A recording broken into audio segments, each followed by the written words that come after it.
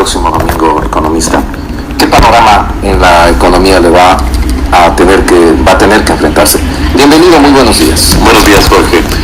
Bueno, efectivamente, el presidente que gane las elecciones del 2 de abril va a tener, independientemente de la ideología y la tendencia que resulte ganadora en el proceso de elecciones, va a tener un reto bastante complicado con lo que concierne al tema económico en el país. El año 2016 cerró con un decrecimiento económico de alrededor del 1.7% de contracción del Producto Interno Bruto, es decir, prácticamente todas las actividades económicas del país tuvieron una contracción, un decrecimiento en ventas. Y en los primeros meses, ya estamos terminando el primer trimestre del año 2017, y en el primer trimestre, en estos primeros meses del año, no se ve todavía una recuperación muy fuerte. La mayor parte de sectores económicos todavía no tiene una recuperación significativa. Ha habido una ligera recuperación en los ingresos tributarios del país, pero no hay que olvidarnos que el IVA ahora está en el 14% y el año anterior estaba en el 12%, entonces ahí nomás ya esos 2 puntos genera un incremento en la recaudación tributaria de manera significativa. Pero en general, bueno, ha habido una recuperación de los ingresos tributarios, y lo que se puede ver también es que ha habido una recuperación en la parte financiera, en la banca. Los depósitos han vuelto a niveles aceptables, pero todavía no hay una colocación de crédito que permita aumentar la inversión y reactivar la economía del país. El presidente de la República ha dicho hace unos días que el Ecuador ha superado ya la crisis, que ha superado ya ese momento, esto que usted nos puso como un escenario. ¿Es verdad esto? O desde el punto de vista desde sector empresarial, ¿usted qué nos puede decir? Desde nuestro punto de vista, todavía no se ve una recuperación muy significativa. Como le mencionaba, hay determinados indicadores que hacen ver que algo ha mejorado la situación, pero todavía no se puede hablar de una reactivación económica, ya que la mayor parte de sectores de la actividad económica todavía no están reflejando un crecimiento en sus niveles de ventas y una recuperación. El nivel de desempleo también todavía no muestra una mejora significativa, al contrario, se ha ido deteriorando desde el año, a lo largo de todo el año 2016 y lo que va del año 2017. Las encuestas de opinión de tanto empresarial, la encuesta de opinión empresarial, como las expectativas del consumidor no son favorables, es decir, las perspectivas que tienen tanto empresarios como consumidores de lo que está por venir no son muy positivas. Los empresarios todavía no están dispuestos a invertir, a retomar los niveles de inversión. El propio Banco Central prevé una contracción de la formación bruta de capital fijo, es decir, de la inversión en el país, una contracción del 5.2% para este año. ¿Qué significa eso? Significa que tanto el sector público como el sector privado van a invertir menos de lo que invirtieron el año anterior, y el año anterior ya hubo también una contracción de la inversión. El sector público invierte en infraestructura, en carreteras, en hospitales, en colegios, en fin. El sector privado invierte en fábricas, en maquinarias, en ampliación de la capacidad productiva, y la suma de los dos forma esta formación bruta de capital fijo. Básicamente es la inversión, y va a tener una contracción importante en el año 2017. Entonces, en ese contexto es muy difícil hablar de una reactivación económica y de que estamos volviendo a una situación razonablemente aceptable. La capacidad de endeudamiento del Ecuador ha llegado ya a su tope en el endeudamiento externo que estamos hablando, cuando desde voceros del gobierno han dicho que no, que todavía hay mucha posibilidad para seguir endeudándose. ¿Cómo miran ustedes el tema de la deuda? Bueno, el tema de la deuda representa un riesgo importante para el mediano y largo plazo en el país, porque el gobierno ha tenido la estrategia para superar esta crisis económica, esta contracción de la economía que hemos tenido que vivir. Ha tomado la estrategia de tomar endeudamiento externo para sostener un nivel de gasto y de esa manera tratar de reactivar la economía. El tema es que este endeudamiento ha tenido un costo significativo entre el 9 y el 10% en las últimas emisiones que el gobierno ha salido al mercado financiero internacional de 1.000 millones, 900 millones, reiteradas veces a un costo alto. Y esto lo que hace es comprometer el presupuesto del Estado para servir esa deuda en el tiempo a un costo alto.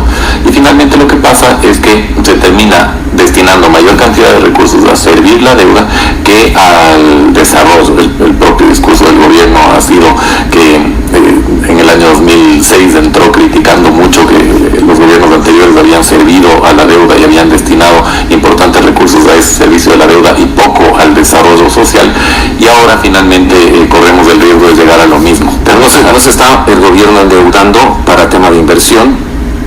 Eso es lo que dicen desde el gobierno nacional. Nos endeudamos para hacer más carreteras, para hacer más hospitales, para seguir haciendo obras en el país.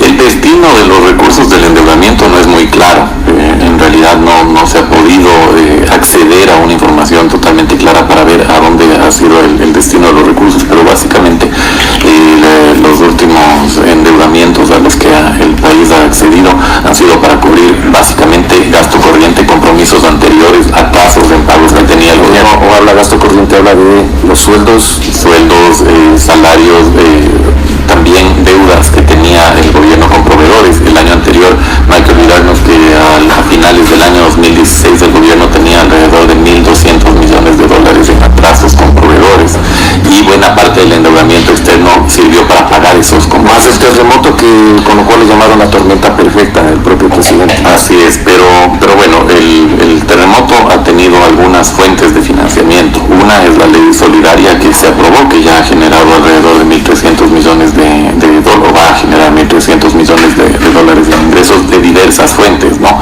El incremento del IVA alrededor de 500 millones, hay algunos créditos también del BID, de la CAF, de algunos organismos multilaterales. Finalmente se cuenta con alrededor de 1.300 millones para la reconstrucción, pero efectivamente, claro, fue un golpe significativo para la economía del país. Se han destinado importantes recursos a la reconstrucción, pero finalmente no está del todo claro también del endeudamiento cuánto se está destinando a esa reconstrucción y cuánto gasto corriente. Cuéntanos, en el contexto del próximo gobierno que asumirá el 24 de mayo, ¿va a tener que tomarse algunas medidas económicas drásticas, sea quien sea? ¿Cree usted, como analista economista Sánchez, sea Lenín Moreno o sea Guillermo Lasso, van a tener que tomarse algún tipo de medidas? Porque en 10 años de la llamada Revolución Ciudadana no han habido esos paquetazos que se han llamado. ¿Usted cómo mira ese panorama? Bueno, creo que es inminente que el nuevo gobierno tome medidas de ajuste. Ahora, la intensidad de esas medidas es lo que estaría en debate. Puede haber un ajuste muy fuerte o puede haber un ajuste gradual. Entonces ya dependerá del gobierno que llegue y del equipo económico del que se rodee para las medidas que se tienen que tomar. Pero evidentemente este modelo de continuar con niveles de endeudamiento importantes para sostener niveles de gasto de corto plazo no es sostenible en el tiempo. Entonces el gobierno va a tener que tomar algunas medidas necesariamente. Además, el IVA tiene que bajar en junio, con lo que van a bajar las recaudaciones tributarias o volver a la normalidad, porque va a volver al 12%. El gobierno va a contar con menores recursos. Necesariamente por el lado del gasto se va a tener que tomar algunas definiciones independientemente del gobierno que llegue al poder. Además de eso, de cumplir de todas las promesas de campaña que se están haciendo de los dos candidatos, que son impresionantes, las promesas que hacen ambos candidatos, que eso significa también de dónde saco esa plata para cumplirlas, ¿no? Y como ciudadanos lo que deberíamos cuestionarnos en el momento de oír propuestas es no únicamente fijarnos en la propuesta de quién da más, entonces de quién ofrece más en el tema de bonos, de subsidios, de gasto, millón de empleos, en fin, alguna serie de ofertas, sino también empezar a preguntar cómo se van a financiar esos planes y programas económicos de cualquiera de los dos lados, ¿no? Cómo se va a lograr tener una política económica prudente y ordenada que permita obviamente un desarrollo social. Ayer le preguntábamos esto a la asambleísta Gloria Solís de Alianza País, estuvo aquí a esta hora, ya nos decía le preguntábamos cómo va a financiar todo eso, decía, priorizando las inversiones. Es decir, ¿cómo? Es decir, dejando de hacer ciertas obras para poder cumplir estas ofertas de campaña. Es decir, ya no hacer quizás más carreteras nuevas, cosas nuevas, y vamos a hacer eso. ¿Es posible que se pueda cumplir de esa manera?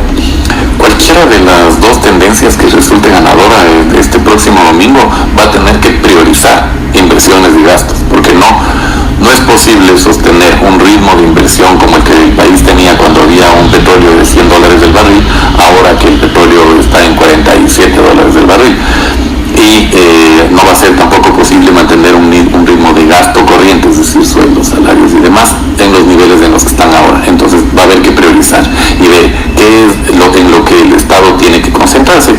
sería tareas de salud, educación, infraestructura pública y ciertos otros temas en los que el Estado ha entrado y ha destinado recursos de manera importante, empezar a dejarlos de lado por el momento. Entonces, básicamente cualquiera de las dos tendencias va a tener que enfocarse en eso. Otro de los aspectos es la inversión extranjera.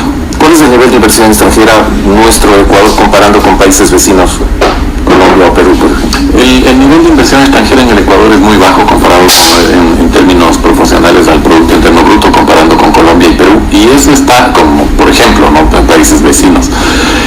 Eso está muy relacionado al famoso riesgo país. El riesgo país es las posibilidades que un país tiene de cumplir con las obligaciones de endeudamiento que contraen los mercados financieros internacionales. Entonces, a mayor riesgo país significa que el país tiene mayores posibilidades de no cumplir con sus obligaciones de crédito. Y esto genera dos efectos. El uno es que el endeudamiento que contraemos nosotros en el mercado financiero internacional se hace más caro. El Ecuador actualmente tiene 650 puntos de riesgo país, significa que tiene que contraer deuda a 6.5% más alta de la tasa de interés del bono del Tesoro de los Estados Unidos.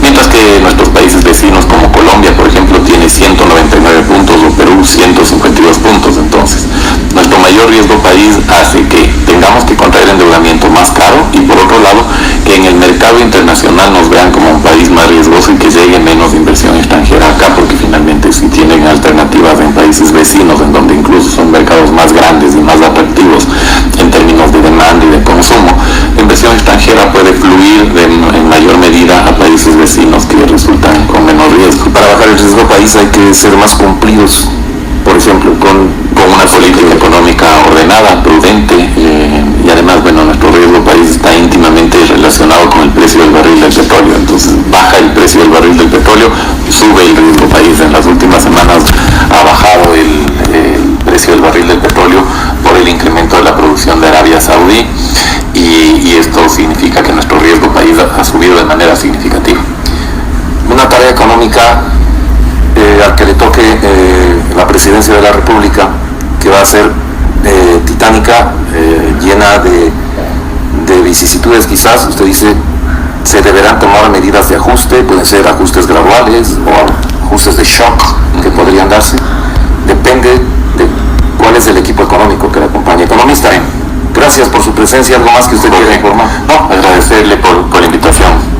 Buen día, muchas gracias. El economista Pedro Sánchez Saa es presidente o gerente general de COFACE, la compañía francesa de seguros para comercio exterior, y nos ha hablado sobre precisamente las perspectivas económicas que le toca al próximo presidente de la República, que lo estaremos eligiendo el próximo día domingo. Vamos a la pausa, son las 7:00.